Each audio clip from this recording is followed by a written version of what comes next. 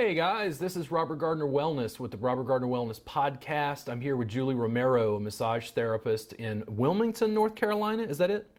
That is That correct. is correct. Good. If you want to watch the podcast, it's full form. That's on YouTube. We're also on Anchor, Spotify, probably Apple Podcasts, wherever you listen to podcasts. So feel free to check us out and continue listening. So Julie, again, tell me a little bit about yourself and what you do. I'm a retired school teacher. So after teaching high schoolers for 17 years, I decided to run away to the beach and become a massage therapist. So only 5 years into the career, and I absolutely love what I do. I'm exactly where I'm supposed to be. But when I started watching some of your videos, I thought, I think I'm supposed to be him. So you're basically my spirit animal, and I want to incorporate more of what it is that you've got into the services I provide to my clients. Cool. What was it that you saw? You mentioned that because you saw some video. I'm assuming, was it on YouTube or Facebook? It was probably YouTube. Okay.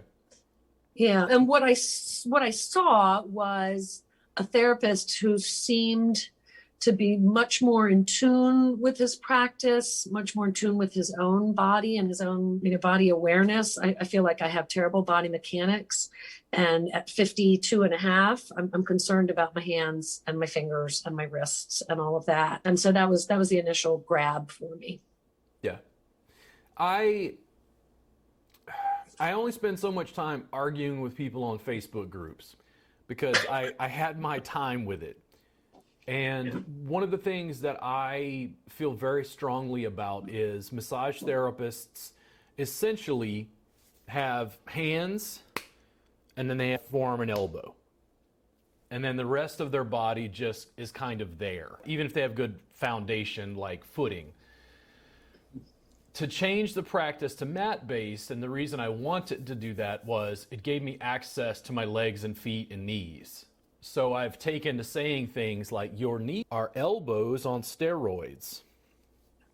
Your tibialis anterior and your shin is a forearm on steroids, to try to get the therapist to understand, because they're in a cultural box and they don't see it. And I'm trying to break them out of that, but it's kind of like they're fluent in English and I'm teaching them Arabic. And they go, oh my God, the script is backwards. Like it goes from right to left. This is crazy. But there are distinct differences. And then in some ways, I think distinct advantages to the way that I'm trying to deliver the service to clients. And then in teaching that to students, I just continued to make video. I just felt like to normalize it, they have to see it again and again and again. Yeah, and that volume of content, I think, it's been very impactful for me. Another thing that drew me to your work, and it's not because anybody taught me in school. In fact, they distinctly didn't teach me in school. But I do a lot of the jostle and compress that you do, and it's something that I've just started doing instinctually, if that makes sense. Yeah. And then I'm watching you do stuff and I'm like, oh, I do that. And I just thought that was something Julie did. Even before the massage begins on the table, and I've never done any floor-based work yet, but even before the massage begins, I'm always kind of off put when I lay down on a table and I'm covered up with a blanket and the therapist comes in and immediately drapes me and starts working on my back. I do this whole protocol around the body that takes about 4 or 5 minutes, jostling and some stretching and some compressing, just number one, so that the client can feel my hands head to toe, so that I can get the landscape of their body head to toe, and so that they can check in, get out of their head and get into their body. And so I talk them through, if anything's speaking to you and it says anything worth repeating, let me know. But I do a lot of, especially my glute work, is a lot of jostle and compress. And again, I thought that was just some goofy thing that I did, but I'm seeing it mirrored in what you're doing, which is, fact-based and evidence-based. And so it makes me excited. I feel like I'm prepped for this stuff. I'm open to the evidence-based part. I'm not struggling, but I'm challenged to update curriculum and make it double-blind, research, verified, backed. There's limited research on manual therapies, and I'm trying to, essentially what it is it's not like I started with double-blind research and then created the practice. I just did what worked, And so how'd that feel? Like I spent, 12 years talking to clients like that. Like, how's this? And they go, oh, I'm like, there. Then it was trying to figure out, okay, now what does the research say? Like, why does that work? The biggest influence on the way I looked at that was Walt Fritz. And I've had a lot of run-ins with educators who they don't like my attitude or the way I dress or whatever. And Walt was really interesting because in his style, he's almost diametrically opposed. I come in with tie fisherman pants and an Easy E t-shirt and barefoot and like, get on this mat. Walt comes in, he's bald, northeastern. I think he lives in upstate New York. Nice khakis and a button-down shirt. He's very I don't want to say prim and proper, but he just has a very different style. But Walt would have conversations with me and he's like, Robert, people think we teach or do very different things and we don't. He's like, it's relatively the same. And Walt is certainly, I think, as a physical therapist, he knows more than I do, and he certainly knows more about the research. But the main thing that we connected on was the client-focused component of the work, and then also this ongoing desire to update it according to the research. So we knew that the stuff worked, but then it was like trying to explain why. Like, what is that? And for some therapists, I've noticed somebody wrote, they said something about the shoulder, or they worked somebody's shoulder and the person feels it like down in their knee or something. And somebody's like, why? And I go, it's probably related to nerves. And it sounds like I'm just being a smartass, but guys, the nervous system is the primary, we're working on living beings, not clay that we shape and mold. So trying to make the practice evidence-based and science-based and science affirming, approving, the ongoing question mark, why does that work? Like I get a lot of questions about rocking, for instance, and I don't know how much research has been done on rocking and like what it does in people's nervous systems. But rocking really became the sort of effleurage in my practice. When somebody was tight and I knew I couldn't just lean in, compress. Right. Like their glutes are tight, or like you mentioned, and I would just start to take their hip and rock them. And then eventually they'd, oh, that feels nice. So on the one hand, I don't feel like I do anything special. And on the other hand, I get really great feedback from clients. And then the students who do it, especially the students, they're just like, dude, this is crazy. I've never had anything like this. And I keep wondering over the years, what are people doing in their practice?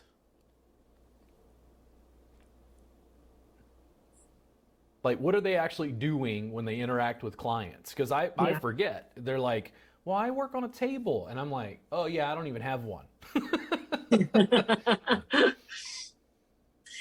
The jostling, the rocking, somebody said to me, Julie, it's like, when you have a necklace, a chain, and it's all tangled up. You can't. What I do when I have a necklace that's all jangled up together is I kind of shake it.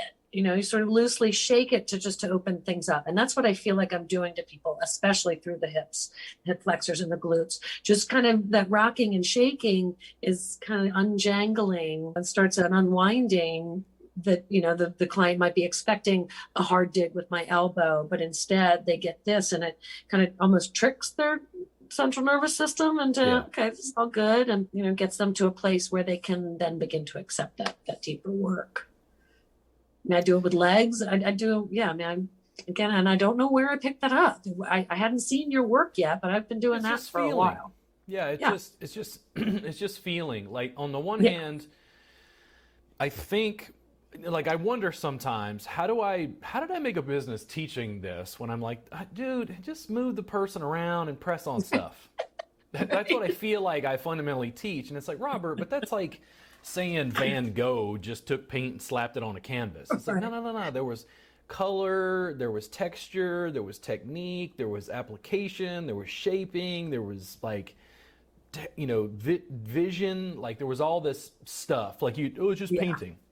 Right. It's just a massage, But there is a sort of artistry, and short of being able to work with you in person to be able to actually have you feel it, video was the closest I could get to putting the information out and letting students continue to learn. And I kept, just like we just did, like just before we started recording this, I like pressed the wrong button. I literally just like, Robert, you got to press record, bro.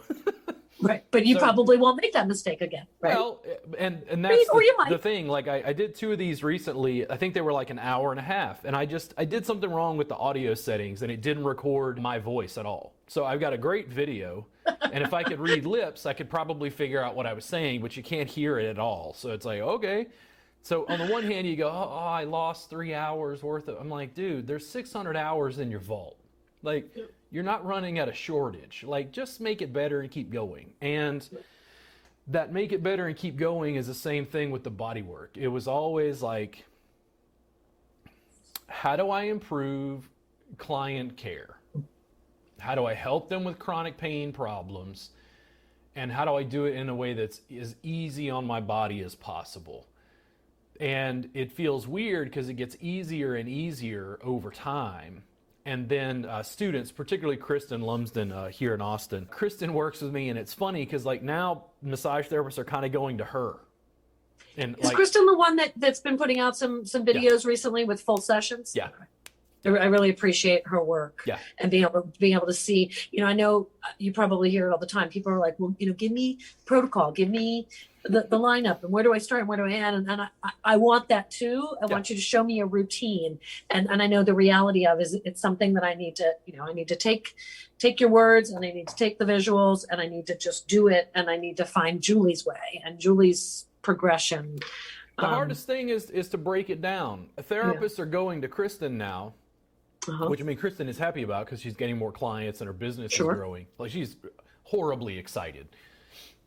And then it's like she kind of comes to me and she's like, but I don't understand. Like, they're coming to, like, she's like, did you take Robert's intro tie class? Yes. Did you take Robert's table tie class? Yes.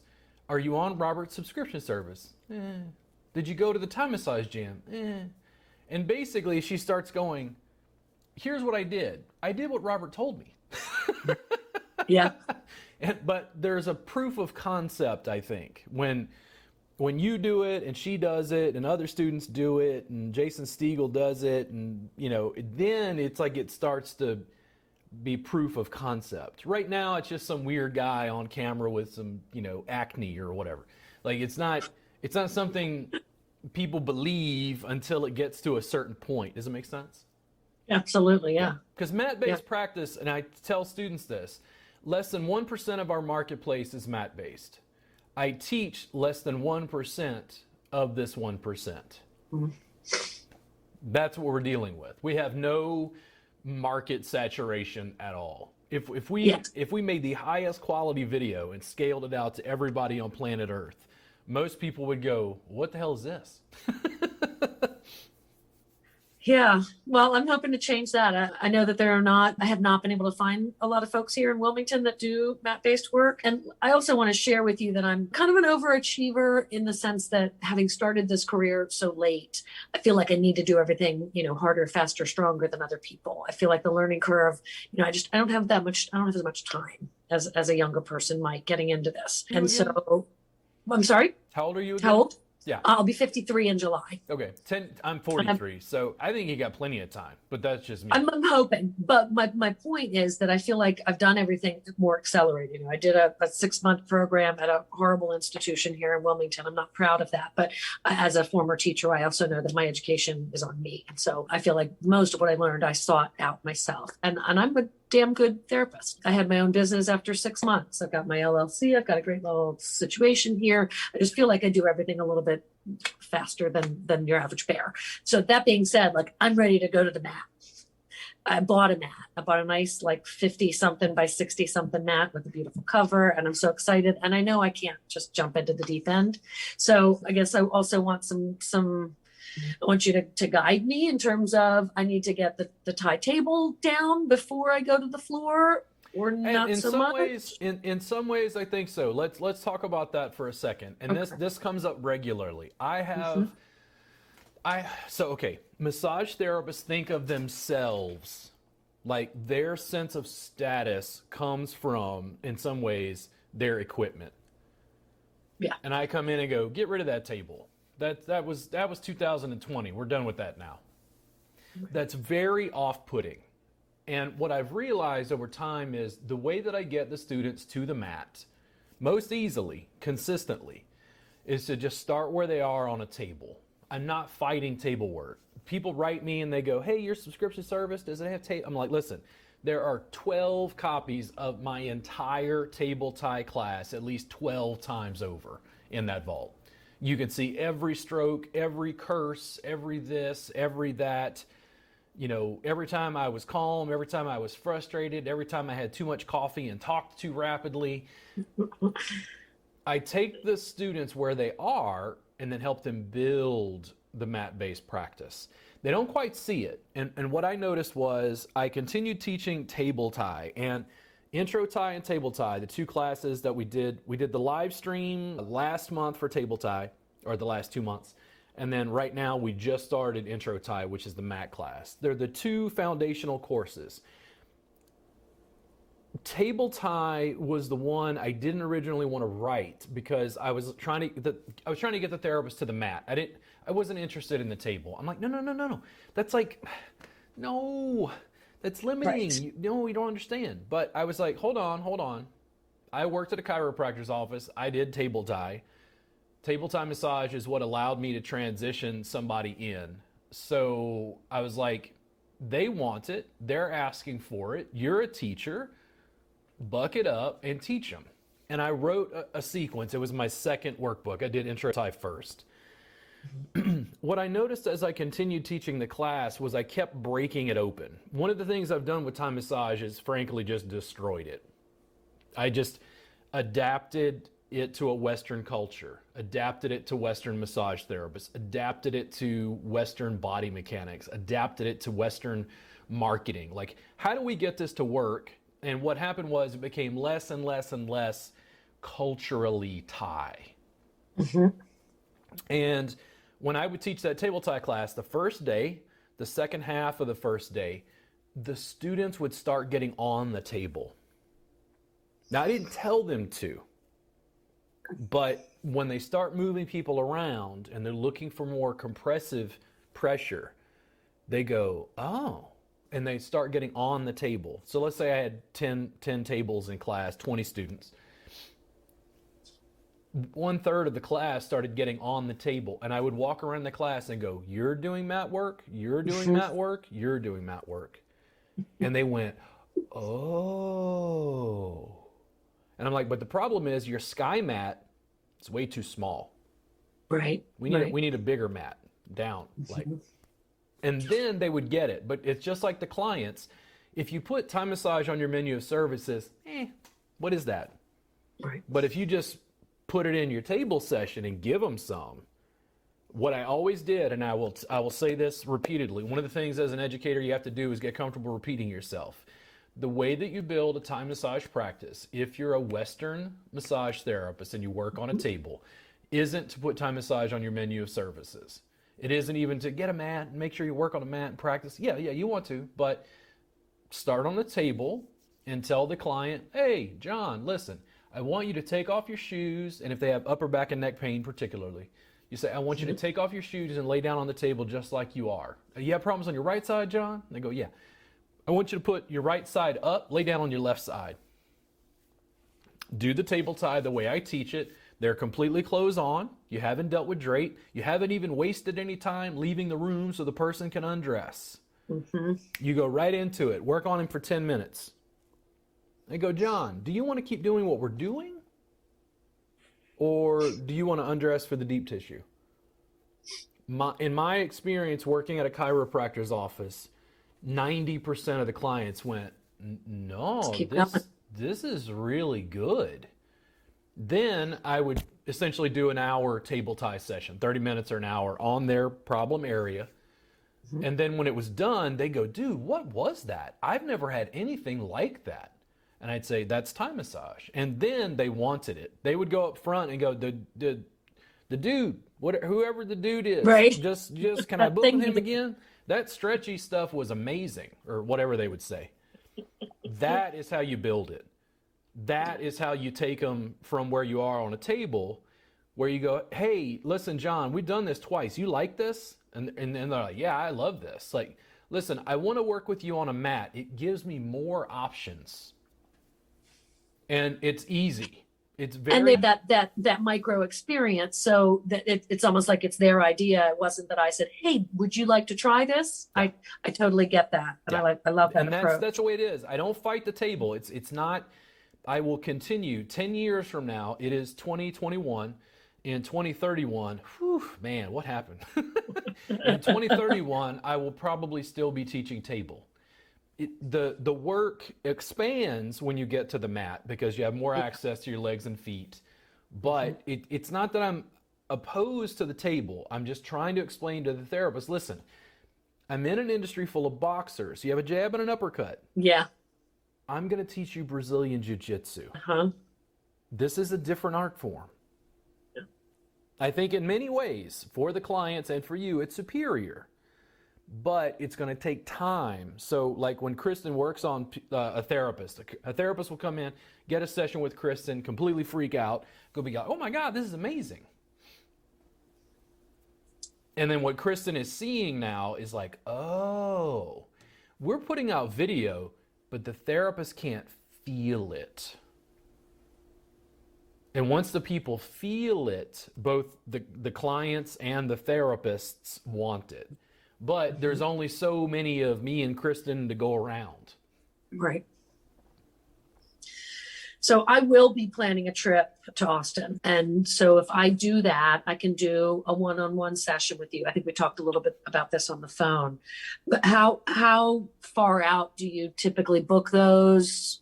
I mean, I'm not going to be like, hey, dude, coming in. So COVID has been kind of weird. One, I would want you to do it out far enough that it's easy for your schedule, whatever that is. Preferably, if you're going to come for private training, preferably maybe a month. That'll make it a little bit easier just to make sure we get a time slot that works for you. The reason I say COVID has been weird is like, I don't see as many clients, and I shoved even heavier teaching online. So my schedule, in a weird way, it's like, I'm busy, but I'm busy trying to figure out which buttons to press, or like clerical. And, I get multiple emails a day from people who they can't log into their account and they need some help or little things like that. You're doing administrative. Yeah. Busy work. So I'm still working pretty much the same number of hours, but it's like changed the nature of my work. Teaching the online classes is very different than teaching an in-person class for 3 days, 6 hours a day. And so that's what it is. 6 hours a day for 3 days. I'm so excited. I think the husband and I will drive down from Wilmington and do a little Airbnb for a few days. Question about the sessions that you typically do and that you train people to do. It's a 3-hour floor session. Yeah. Are there folks, and do you personally, is there like a 1 hour version and a 2 hour version and a 3 hour version? Or it's like, if we're going to do that, we're doing it for 3 hours. Yeah. What I did was, for my practice, seeing clients, not teaching, I was like, it was kind of like, Robert, what do you want to do? And years ago, this is 10 years ago probably, I had a home studio for the first time. It was a converted garage. It had carpet up in Round Rock. And the amount of freedom it gave me was amazing. Like, because when I worked for other people, they always, I don't know if you know this, Julie, but I got fired from a lot of jobs. I didn't know that. Congratulations. Turn it up. I was like a troublemaker, and I didn't see the entrepreneur. I just like, man, people just get real angry at me for, I don't know, having an independent thought, So when I had my own studio, I was like, Robert, what do you really want to do? And I said, I want to do mat-based work, Thai massage. and I want to do like longer sessions, like 2 hours. So I went crazy. And here's what I did. My website had no table on it. It had no deep tissue on it. It had no massage on it. It was mat-based Thai massage, 2-hour session. That was what I did. That was it. And the thing was, I was working at the chiropractor's office. So this gave me just enough hours to survive while I built this. Right. And I stayed at this chiropractor's office probably for a long time, longer than I should have, about 5 years. Once I finally left, once I left, that was nerve-wracking, by the way. Because now, man, I got to pay the bills. You got to swim. Yeah, Sinking is not an option. I had a mortgage at this point, so I was like, well, you better figure it out. I started to book out 6 weeks in advance, and I was like, whoop, hold on. It took a little while. It might have been 6 months living in my own home, having a studio, after years of building, where I left the chiropractor's office and I went, okay, focus on teaching and just coast on the clients. Like you got to juggle the finance to make it work. Like some people talk to me, I'm the admin of Massage Entrepreneurs, and they're kind of, I don't know, they feel like they're less than because they deliver pizza to pay the bills. And I'm like, no, dude, that's completely entrepreneurial to get a job to pay the bills, to assist you building the dream that you have. So I did 2-hour sessions, and here's what happened. I kept working at it, and I'm like, man, sometimes if I wasn't watching the clock, I went over close to 3 hours. And I was like, I think I can consistently do just a 3-hour session, even if it's relaxation. Like a lot of times it was, clinical pain management. So 90 solid minutes on that sciatica problem. And then another 90 minutes just smoothing you out. But what I did was I took 2 regular clients and I didn't even tell them, I just gifted them an extra hour. Didn't charge them extra. And they started to notice, but after a couple of months, after 6-8 sessions, I went, hey, what do you think of the 3-hour? Don't worry about the fee. Don't worry about the money. And they're like, dude, the 3 hours is just amazing. It's amazing. And I was like, that's it. Because what we had then is, it wasn't just, it's mat-based. It's like, you say it's mat-based to a client, that doesn't really mean anything. What I would say is, they're like, what do you do? And they're like, you're a massage therapist? And I go, eh. And they're kind of like, huh? And I'm like, well, and in my case, I would say, I'm an educator. And my real bread and butter is I do 3-hour sessions for pain management and mobility. Yeah, what? What? Like, dude, 3 hours? I'm like, yeah, it's Roto-Rooter, manual therapy for soft tissue. Language kind of like that. And they just go, wow. Do you have a card or something? And then... because what I was trying to do as much as possible is I was trying to separate myself from massage as a commodity. I was really trying to brand what I do, but you can't brand it from what's beneficial to me. You have to brand it from what's beneficial to them. So I would, at a party, change the conversation and go, well, hey, listen, do you have any pain? Yeah. And they go, yeah, I got this thing in my shoulder. And I'm like, where? And this is just at a party. I'm drinking a beer. Yeah. And they're like, sure. I got this thing. And I'm like, oh, okay. Listen, can I press on your neck for just a second? And they point over here, and I'm like, yeah, I think your anterior scalene. And I just take my fingers and just enough to get that referred pain. And they'd go, oh my God, how did you know that? Are you psychotic? Yeah. I mean, psychic. And that was the thing. It was like proof of concept. Then it was easier to say, I did something different. What it was from a marketing standpoint, let's say you've got 1,000 websites for massage in Austin. And let's say somebody went through 800 of them and they went, what the hell is this? What, 3 hours? What the hell kind of massage is 3 hours long? Dude, $240? oh my, and then what the real clincher was, they'd see the scheduler and there was nothing available for 2 weeks. Just always a sign.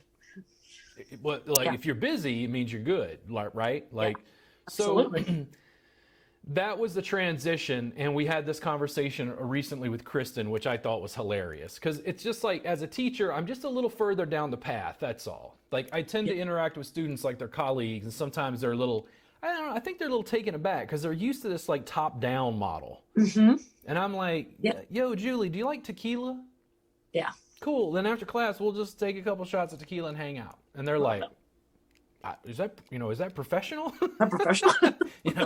So Kristen got to the point you where, can call me sir when you thank me for the shot. Kristen got to the point in her practice where they were coming in for these 2 hours and she was having good results. And then she wanted to go deeper. She's like, well, I don't know how to explain this. Like, you remember I said you repeat yourself as a teacher? Yeah. I know I had said this to her 100 times, but she wasn't ready to process the information. Yeah. And I said, Kristen, give him a free hour. And she's like, oh, that's genius. She sent out. But they don't lose anything. You get the experience to find out if that's yeah. I'm like, if you want to do, if you're comfortable, if you know you can pull off the 3 hour, and that's what you want to do, you got to figure out how to get them to transition. Mm-hmm. And I said, give them a free hour. She did it. She sent an email, and she texted me that night, and she's like, oh my God, I made $1,400. And I'm like, it's pretty nice, isn't it? Because all everybody hears is I get a free hour of massage. So what's happened is she's repeated that pattern and transitioned. It's not for every client. What I did was I felt like my practice in some ways was a backlash to insurance billing and the 30 minutes I was given at the chiropractor's office. Mm-hmm. I was like, the session that the client needs is 3 hours long. Mm-hmm. The kind of work I want to do and the pace and structure and intimacy and connection I wanted with the clients was 3 hours long. Yeah. So I had to figure out how to use honey to create that. And once I did, now again, like 800 people, you might only get 10 or so people that are interested. But if those people like it and 5 of those people become regular clients, that's how I made my money. It wasn't by trying to appeal to all 800 Google searches. Right. In terms of how much work, like if right now I try and keep myself at about 5 hours of hands-on time a day. With this body work, is 2 sessions reasonable in a day at 3 hours? Yeah. So some people occasionally they'll go, would you do 3? And I'm like, ooh, 9 hours. I'm like, honestly, I've done the math. Are you ready? Yeah. One, what do you charge for an hour right now? 85. 85. Okay. You charge more per hour than I do. No, but do it. Get it. Get your money. The cost of living here sucks. Oh, okay. So I don't know Wilmington very well. Is Wilmington a pretty large city? It's a big town, small city, but it's coastal. So and we've got a big university here. And so you've got the college kids that are here and then the tourists show up and there are tons of us. Yeah. The market's pretty saturated. I charge $80 an hour. Uh-huh. So that's $240 a session. Right. You do 2 sessions a day, 6 hours. Kind of like one before lunch, one after lunch. Yeah. 6 hours hands-on. I think that's I could do more if I wanted to, but one, having a 3-hour session made me stand out in a crowded marketplace. Mm-hmm. Focusing on pain management and mobility made me stand out in a crowded marketplace. I drew the number of people who wanted exactly, I always do this backwards. Can't figure out the camera. It like flips me around. Yeah. So to bring them in, to find those diehards, the one that really, really wanted what I did, the 3 hours stood out. When you take what I'm charging right now, okay, you're going to do 2 sessions a day, 4 days a week in private practice. You're going to have a 3-day weekend every weekend. 4 days a week, 2 clients a day. That's $100,000 a year. Wow. And if you had like some paltry number, so You're only going to see 8 clients, two each week, 8 clients each Right. week. If you had 16, you ready? If you had 16, is it right? 8? Yeah. So like 2, 4. Yeah. If you had 16 regular clients who saw you every 2 weeks, you have no more room for new clients. Wow. So right now I'm working 5, sometimes a lot of times 6 days a week, averaging 3.5 to 5.5 hours hands-on. And I'm doing okay. I like the idea of only working 4 days a week and not always doing laundry and not always. So there's an interesting thing, and I'll look at this with me for a second. Yeah. I would have these debates. This is in the vault, by the way, and I would talk about what I did, and this is still something I struggle with. I'm challenged with. So is what I do elite, or is it for everybody? Is it elite, or is it for everybody? It's for everybody. So this is what's interesting, and I spent a lot of time looking at this. Have you seen the film Jiro Dreams of Sushi? No, So Jiro Ono, it's a crazy film. Do you like sushi? I love sushi. Oh, okay. So one, you're going to want to eat before you watch the film. Okay. But Jiro Dreams of Sushi is about a sushi chef in Japan, in Tokyo, I believe, named Jiro Ono. And when Jiro was like 24 years old, he decided to dedicate his life to mastering Edo-style sushi, which is to say sashimi. No expense, no time constraints, nothing is spared. He is like the Zen meditator samurai of sushi. I mean, this stuff, it's absurd, right? And then you realize when he really got fame and success, they were booked out for like a year, 2 years, because there's only so many seats in the restaurant. Mm-hmm. It's elite. It's elite. It's considered one of the highest priced meals for the amount of time that you're in his place, right? Mm-hmm. Because it's just little individual pieces of sashimi that he serves to you. And I was like, that's elite.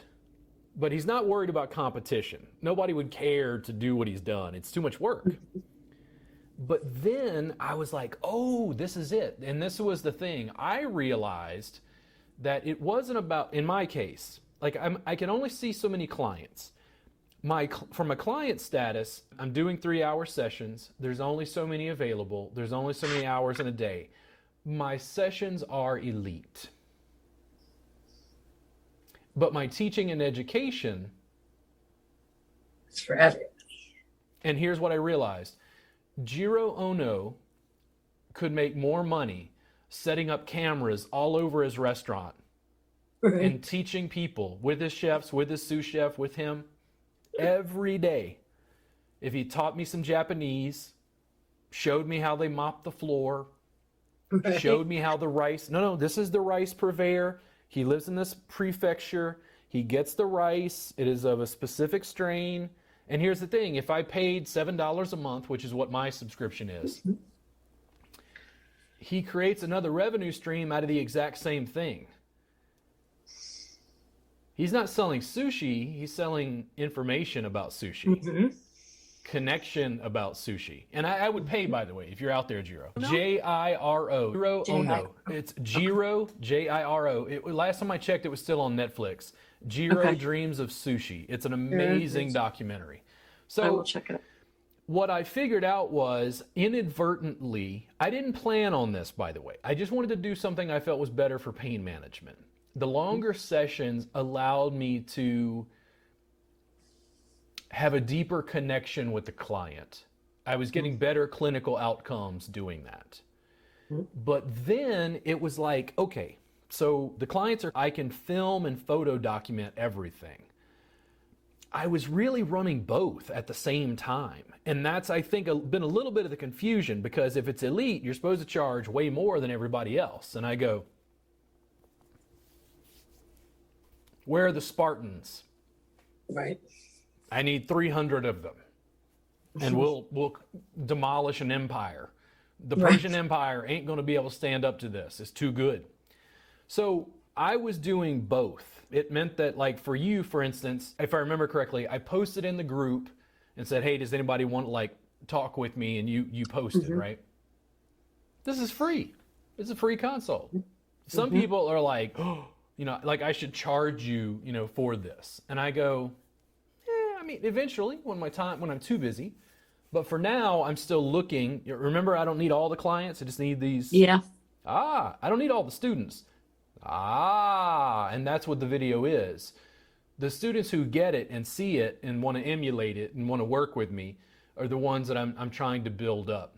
So in my model, I think what it was from a client perspective, it is elite. There's only so many sessions. It starts to be like, a therapist would take a class of mine, it was $400. And they'd say, oh, you know, my class was kind of expensive. And I was like, what? I'm like, I made that yesterday. And then I had to step back and go, Robert, they work at Massage Envy. They're making $22.50 an hour. All they do is see how many massages did they have to do to pay for that $400 class. And then I went, well, wait a second. Why don't I sell them the same information? Just record everything. That gave me this weird model where the sessions are still elite, but guess what? Come on, let's go. Come on, let's go. Come on, let's go. Come on, let's go. That is the thing I think that's also confusing to people from the outside. I would prefer for you as a therapist, in a sense, to create an elite practice. You're only going to be able to work with so many people. And I know that you have clients who, they're okay. I don't want you to have those clients. I want you to have clients that you're literally like, yes! Frank is on my schedule tomorrow. Frank is awesome. I love Frank. Everything about Frank is great. Love working with Frank. Frank is professional. He tips me well. Frank, and I want you to have 100 Franks. Like clients you're excited about. I actually want you to whittle away at the clients you don't care for. Right. That you dread when you see them pop up on the schedule and you're just doing it to get the money at the end of the session. Yeah. Okay. How about the bands, the suspension stuff? Is that necessary? No. It's so just for stability. Yeah, let me talk about that for a second. So Kristen wrote me earlier because she's been doing some Facebook Lives inside the private group. And then I've been watching. Hers is set up. We did that 6 months ago, something like that, maybe. It was an interesting process for me to start teaching it to a student and like let Kristen and Andrea process what was going on. And because they were in person with me, you know, I just start them on a table, they do some stuff on a mat, and then we built them up to suspension. So suspension does add 20% new options. You got double-footed compressions, and then mainly it's not being able to deliver more pressure, it's to be able to use suspension to take pressure off. Right. So it's like once you can really feel, oh man, it's like somebody's inside lying. I put one foot at the top of their adductors on like gracilis and adductor magnus, and I put another foot down on their calf, right on their gastrocs and soleus. And then I start taking my feet and going, listen, on your adductors right here, do you like when I slide up towards the pelvis or down towards the knee? And they're like, oh. Okay, on this calf, do you mean to slide a little bit forward or a little bit, oh. So being in suspension, you've got the freedom of giving up a little bit here and shifting it to there. Because I can't normally, if I don't have a support structure, I can't use my feet that way. Right. Yeah. So 20% more tools. And I'll give you a quick thing into my brain. I can still just stand on clients without it. But you got to balance. So you don't have quite as much control. The thing about suspension that is, man, it's complex. But the reason students write Kristen and go, well, no, what are those bands? Like, how is that suspension made or whatever? I'm getting ready to release the suspension course. These students are in no way prepared. Right. They're not ready. They don't even know. Like, if you don't have a mat-based practice and you don't know how to feel with your legs and feet, and you're not making video, and you don't know how to sell it and package it, you're not really ready. Like, basically what I tell them is, everybody wants a lightsaber. Nobody wants to study fencing. Because they just want to cut a car in half. And I'm like, whoa, bro. slow down a little bit. So here's another thing that happens. I think suspension, and I suspect the reason why students focus on it, is because it's very flashy. They've never seen it. Ooh, like, you know, this is the Holy Grail or whatever. I can deliver a lot of that same pressure, and here's how I do it. Remember I talked about being on the adductors? Yes. I sit on clients. Yes. Now, I've seen you sit on clients. What's the problem with that in the Western marketplace? Well, the sitting on somebody's lap is risky. So I go, okay, so now we can use suspension. Yes. We can use and be in that space. Basically the same thing, but now, so on the one hand, look at it from a client perspective. Does the client want it? Suspension. I mean, does the suspension almost make it? Here's why I'm real biased. Okay, I'm going to tell you a quick story. I was in a class. This is in my old studio. And there were two young ladies who were working with each other. One came down from Colorado. I think the other one was from somewhere in Texas. Uh-huh. And the younger of the two, who was from Texas, was laying down being worked on by the other lady. And she said, let me have another drink of coffee. She said, what's the difference between what you teach and Ashiatsu? And I said, what I teach is biomechanically superior. And she just went, oh, come on. Like, because it's completely arrogant, right? Yeah. But the thing is, this is not boxing. This is Brazilian Jiu-Jitsu. In the Western marketplace right now, Ashiatsu wins. And here's why. It's still massage. Mm-hmm. It's the same massage. It's on a table. You normally, not always, but you normally use effleurage, cream and glide, nudity. You're just using bigger, broader structures to do it. I'm a big fan of students having more tools. I don't like fight students who say they want to do Ashiatsu. What I see is the students who want to do Ashiatsu still want to do massage. And I go, what if we could deliver a superior service for pain management and mobility? Without the massage. What if we could create a new massage culture that was more effective for the clients and empowered women that desexualized the service we deliver? What if we could film and photo document everything we do so you can market your practice to your ideal clients? Essentially what it is Ashiatsu, in my opinion, and if you want to write me and argue with me about this, I guess it's okay. But that's not going to happen. Ashiatsu takes massage and effleurage and puts it on steroids. Suspension takes Thai massage, puts it on steroids. Love it. That's basically what it is. Now, the other difference is the bars are very stable, so you can slide. Yes. My suspension moves. Yeah. And that's what the big difference is. I also, like, I've had people, I'm not lying, it's been years, by the way. I've got people who are like, dude, when are you going to release it? Like, you've been sitting on this forever. And I'm like, intro tie, table tie, phase 1, phase 2, materials, structure, curriculum, now. Mm-hmm. Mm-hmm. And probably what I'm going to do when I do sell suspension is I'm actually going to, and initially especially, I'm going to have students apply. And I'm going to hand select students to work with, because I have to deal with the trademark, I have to deal with branding, I have to deal with all this other stuff. And fundamentally, they want the crazy toy, but once I say, yeah, you got to build your own. I'm like, no, I didn't go to China and have a unit fabricated so that you can just buy it. And like, no, like, this is a whole lot of work. You have no clue, not just the setup and installation, which, I mean, how do I feel One, I get flack already because I teach online. Now, what do people think about me teaching online and then teaching stuff with like double-footed compressions where therapists stand on people? Online. Right. Okay, so what's my next step? Is my next step to do your table course? What do you want to do in your practice right now?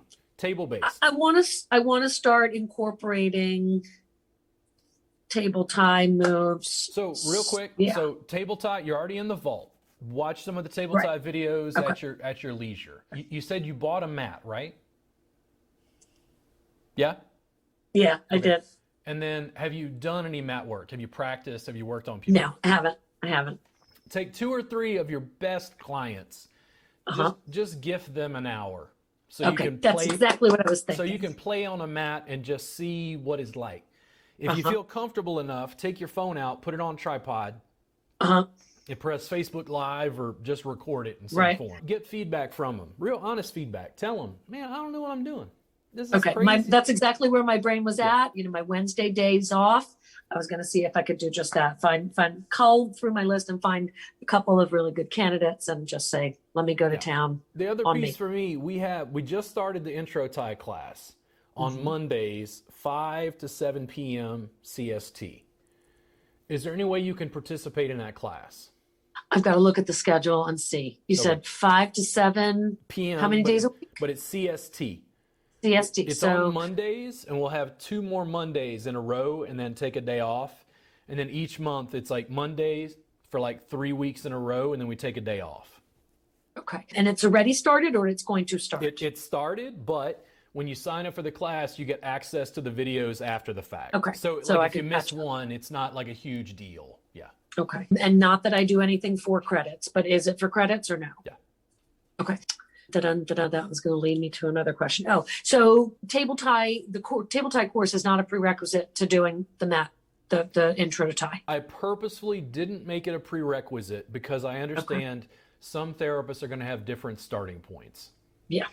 And here's what I really think. If you really understand the mat work, you can do it on a table. Okay. But for some therapists, they're on a table, they work at a Massage Envy, they're like, man, I can't really do this mat stuff. And I go, great. Then your starting point is table tie. It's the Vault subscription. Get the workbook and DVD. If you want, buy the master class where we go through the live stream, show multiple camera angles and some anatomy on screen. Okay. Yeah. All right. Yeah. My room is, I've got a table in here. And so my thought was that I'll start out once a week, just moving the table out, putting it in my break room, bringing the mat in and start to dip my toes in. So if I wanted to join up starting with next Monday's class, what's the price tag on this? Can you tell me that in this? It's $297. But there's also a payment plan. If you want to make a 1 monthly payment of it was like $98.99 or something. There's a 3-month payment plan, and what will happen is if you pay either one, you buy it at once or the 3-month. I'm going to send you the workbook and DVD that go with class. Okay, then that's what I'm going to do. I'm going to go home and get on the computer and get that done. 5 to 7 Mondays, 5 to 7 p.m. Central Time. Okay. So it'll be 6 to 8 your time, I think. Right. Yeah. Okay. So the students, remember, even the discussion about Ashiatsu, fundamentally, I'm just giving the students more options. That's all. I'm not trying to make students do what I think they should do. Right. Some students are going to very much just be in a position where they want to do massage. They don't want to go that far. And I go, great. So start over here and okay, that's cool. That's as far as you want to go. Great. You got great table tie skills. You're using more mobility. You're saving your hands. My work as an educator here is done. However, I want the Spartans. Yeah. I want the people who are like, no. We will go down in history as the baddest people who ever put hands on people. That's what I want. Hands and feet. I'm going to have to change my name to Feet in the Sands. My last question, hands and feet. My last question was about, it has left me. Yeah, I lost it. Yeah, I'll come back if it's important. Okay. So yeah, it takes a couple of the clients, give them like a little complimentary hour. If you find that it works really well, what I might do to kind of take your clients from where they are to where you want them to be is do more of the table tie. The client comes in. Do you know what's the normal session length you do at this point? 90 is 90. about, Okay. yeah. So here's what you're going to do. You're going to give them 30 free minutes. Mhm. You're going to run a special. You run it through your email list, run it through your social media. Listen, this week only, if you come in and you buy 90. a 90-minute, I'm going to give you a 2-hour. I'm going to give you, all they hear is 30 minutes of free massage. Ooh. And when they come in, you go, John, listen, take off your shoes, lay down on the table just like you are. The 30 minutes is the first part. Uh-huh. And you go, And John, then, like you said, do you want to keep doing what we're doing? Or do you want the deep tissue? Because when he goes, no, this is really good. You just created a 2-hour table tie massage client. okay. Then you go, John, listen, I know that I offered you this, the 2-hour for the price of the 90-minute, but do you sell packages? I don't. Okay. So just for this, you'll have to do some record keeping. Right. You go, John, listen, if you buy a 4-pack, I'll sell it to you for the same fee. You're buying 4 90-minutes, but I'm giving you 2 hours each session. Just for you, John. Yeah. And table tie massage, table tie massage, table tie massage. Once you've gotten him to that point and you feel comfortable and you've had a little more practice on a mat, then see how many you can get to transition. What Kristen found was she had a little bit more of a challenge in that transition process. Andrea worked on athletes. Her work is very similar because she was working on very specific mobility and pain issues in these very hardcore athletes. So it was like I saw eye to eye with her practice initially. And I was like, Andrea, did you have any? She's like, nope, I didn't have any problems. They do whatever I tell them to do. And once I did it, they were just like, oh my God, this is amazing. So the process for Andrea was a little different. For Kristen, it took a little time to she was nervous. She was apprehensive. She had a client come in recently. I made a little video with her after. She had a client come in. The client was nervous. They had never had this mat thing. Kristen didn't know if they would like it. And I'm like, what happened? She's like, she loved it. She got the 2-hour for the 90-minute fee. She loved it. She was raving. And then she said she bought another 4 or 5-pack. I can't remember which. And I was like, well, how much was it? And she was like, the package was $800, but she wrote me a check for $1,000. And I went, one client wrote you a check for $1,000? And she's like, yes. And I was like, feels pretty good, doesn't it? I was like, feels pretty good, doesn't it? And she's like, oh yeah. And I'm like, that is the client. Because she didn't want to lose that client. She was afraid. Yeah. She liked that client, but the client had already been acclimated to the table practice. So it just took a little practice. I'm not opposed to, especially when you're learning, to giving away some work in exchange for filming it so that I can improve and build the direction I'm going to going. I want to go, that I want the clients to go in. But I also realize that a lot of the clients have just never had a session like this. So it can be a little weird to them. Yeah. And you just have to be there to answer their questions or assuage their fears or whatever. Yeah. Cool. All right. Did I bring up some good topics? I hope Awesome. that this was time well spent So, for your listeners. Yeah, what I realize is every time as an educator, and it's also the reason why I film everything, or a lot of things, is because when you have a question, the students have the same question. Yeah. And when I get that question 10 times, I go, oh, let's make a specific video, let's answer their question. And then I can still answer it verbally. Like when you texted me and I called and you're like, oh my God, he doesn't have an assistant? And I'm like, no. I still rely on the connection with people to work with them.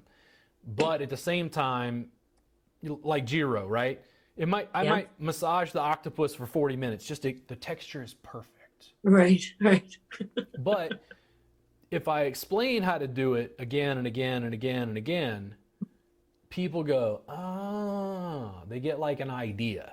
So for me, being able to do these in video gives, in other words, when I do this, I don't feel like, man, I'm just wasting my time. I'm not making any money. I'm like, no, I'm building a connection with a colleague that likely will turn into sales, and then also fosters the building of like this, because it's not me. Me is weird, but a group of students doing it and doing it successfully, and more video goes out, creates a movement. And that is why I'm using the video to try to create early adopters. For me, I feel like I get more out of it. You know, like people go, man, we've been talking for an hour and a half. I'm like, oh, you slacker, come on. You can't do 3 hours? There's plenty more to discuss. So it actually helps me to get those questions because people have those same issues. Good. Yeah.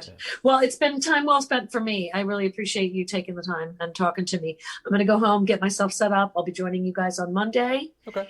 And now, are these the sessions where you tell people to have a body in the room with them? Preferably, yes. And let's talk about that for just a second. Yeah. One, can you find another therapist to work with? I think I can. Okay. So I'm going to give you the link. You can Okay. you can post the link in your local massage group, something, Right. and just tell Anybody somebody, hey, interested? Right. hey, do you want to take the class for free? And they go, what? And I go, CE party. Right. Like, Right. if you guys have mimosas and, you know, I would never encourage it, but if you're having mimosas and a charcuterie plate or whatever y'all do in Wilmington, like, it doesn't Right. matter to me if 10 people are there. Okay. If they want CE credit, they need to pay. But what I need to do is, like, let's say it's with you're married, you have a husband? Yes. Yeah. Yeah. So Let's say I get him to come in. Yeah, let's say you wanted to trade with him. Totally fine. I think it'll work better if you have a licensed therapist because they're going to have more background to be able to give and receive, you know, feedback. But anybody can work with you. The way the live streams are structured, I think that the subscription service is like you just watch what you want to watch when you want to watch it. But the live streams are different in the sense that I'm really getting you to work with me live. Yeah. You're throwing the feed up onto a big screen TV. Right. And eventually you have 6 people in your living room all working on each other. Yeah. Taking turns for an hour. Hour give, hour receive.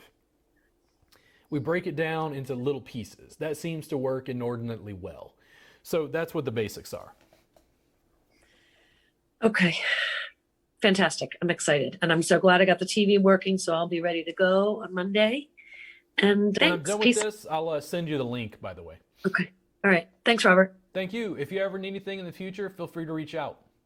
Okay. I'll see you at Austin before long. Cool. Thank you. Have a great day. Thanks.